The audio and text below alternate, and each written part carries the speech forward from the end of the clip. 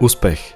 Когато пристъпваме за пръв път прага към училище, когато започваме първа работа, когато отиваме на първа среща. Това най-често ни пожелават близките. Успех!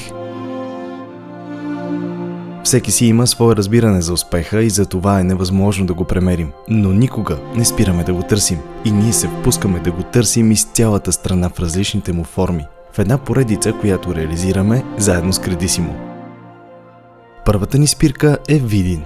Тук открихме едно момиче, чиято история има две страни.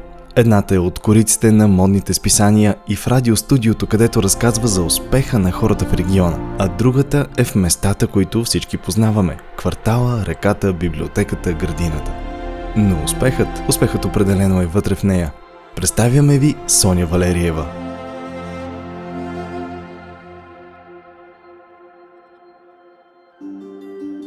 Бяха прекрасни години. Видин цъфтеше. Беше най-развития град в Северозапада. Имаше, може би, над 80 предприятия. Имаше си всичко тук.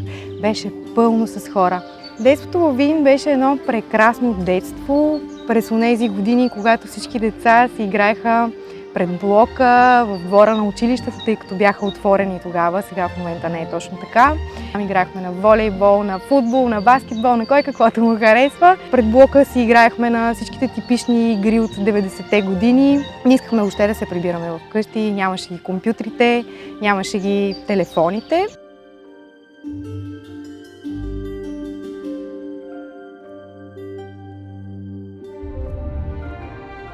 Аз съм била много приключенски настроена винаги. Никога не съм се страхувала да рискувам, да зарязвам нещата, с които съм се занимавала, дори да са ми харесвали, за да пробвам нещо ново. И може би точно ето този приключенски дух и тая рискованост, която я имам в мен, ми е позволявала да се впускам винаги в някакви нови изживявания, за които не съжалявам изобщо. Живяла съм в Лондон около 2 години, в Варна съм живяла, в София съм живяла и чак Италия идва на по-късен етап, 2010-та. Заминавам там, защото имах отношения с един младеж и затова реших просто да се впусна в тази любовна авантюра.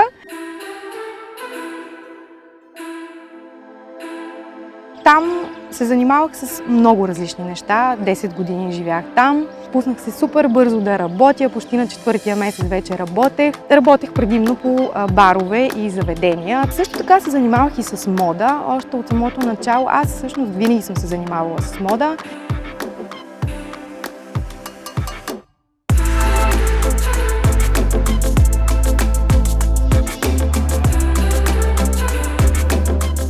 Осем години да правих тези неща едновременно. Не знам как успявах, може би младостта и лудостта и цялото желание да опозная този свят там. Много ми харесваше, излизах постоянно, изобщо не съм била затворена, имах страшно много приятели. Хубаво си живях. Много хубаво.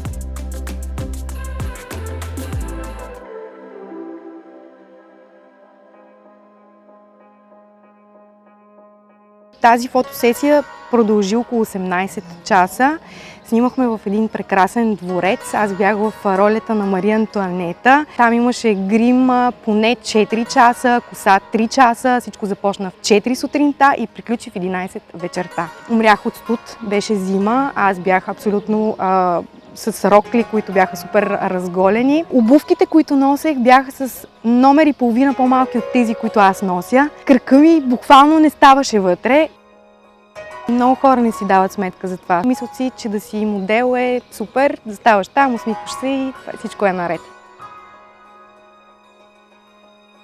Фотосесията с носиите беше първата фотосесия, която се случи след като се прибрах от Италия, уж за малко, за около месец да си почина. Филип Захариев, любител фотографии и готвач, познат на България, се свърза с мен и ми каза: искам да направя тази фотосесия, в която ти да представляваш България, но не искам тази фотосесия да бъде като типичните фотосесии, в които българката, зад нея се намират прекрасните сини планини, цветята, тя е усмихната и всичко е прекрасно. Напротив, искаше да покаже контраста и другата страна на България, тъжната страна на иначе красивата България. Затова и всъщност лицето ми никога не беше усмихнато.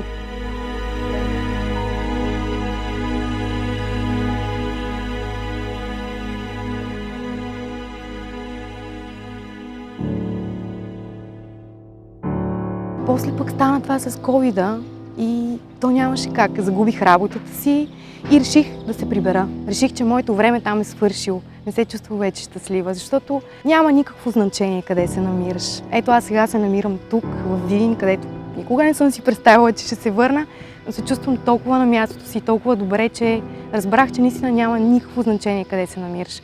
Може да се намираш в най-хубавия град, може да се намираш в най-хубавия континент, най-уреденото място, но просто когато не си щастлив, няма никакво значение къде си. Точно това е успех. Не свързвам успеха с парите в никакъв случай. Може би като по-млада, ако ме беше попитал този въпрос, щях да ти отговоря точно така. Да си успял означава да си успял в живота, но в професионален план. Сега не смятам, че това е така. Човек, според мен, с времето си променя ценностната система, приоритетите и разбира, че всъщност успеха е за мен това дали си научил достатъчно много неща за живота. Това дали си успял да запазиш предишни приятелства, да ги задълбочиш, да създадеш нови такива, да си успял, може би, да се реализираш в личен план.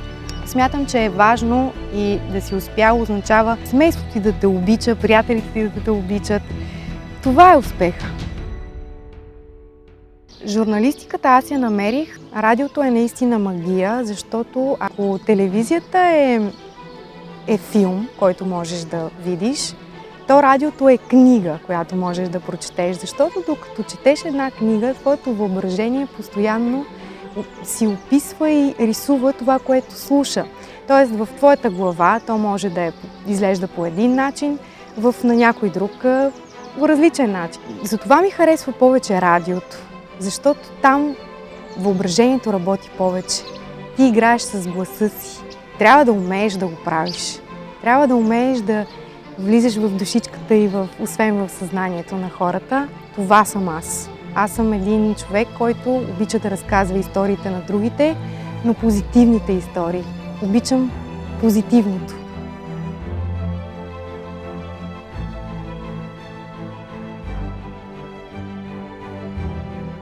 Каузата ми е, ако въобще мога да я нарека така, защото аз наистина не живея с тази мисъл, че имам кауза, то просто явно така си се получава. Да покажа, че и тук в Северозапада, където всички говорят, че северозападнала България, всеки си представя, че тук може би няма хубави хора, няма хора, които са талантливи, успешни. Точно това искам да покажа, че има и че е дори пълно с такива скрити диаманти в Северозапада и аз искам да разкажа точно техните истории.